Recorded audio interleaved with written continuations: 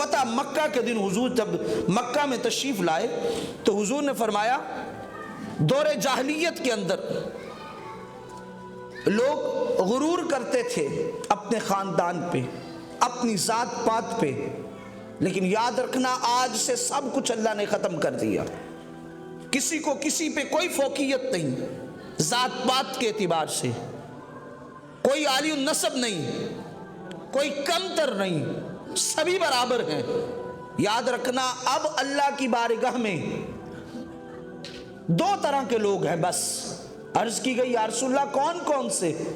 تو حضور نے فرمایا ایک وہ شخص ہے جو نیک ہے، متقی ہے، ایک وہ شخص، اور دوسرا حضور نے فرمایا دوسرا وہ شخص ہے جو گناہگار ہے اور بدبخت ہے۔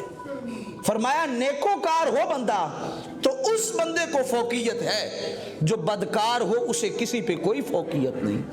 تو اللہ کی بارگاہ میں فوقیت، مقام، معیار کن لوگوں کا ہے؟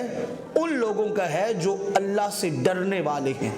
ذات پات کی بنیاد پہ کوئی عالی النسب نہیں، کسی کو کسی پہ کوئی فوقیت نہیں ہے۔ اگر فوقیت ہے تو وہ کس اعتبار سے ہے؟ وہ سارے کا سارا اعتبار ایک ہی ہے، اور وہ ہے اللہ سے ڈرنا، تقوی، پرہیزگاری کی کیفیت۔ جس کو یہ نصیب ہوتی ہے وہی حقیقت میں اللہ کا قرب پانے والا ہے۔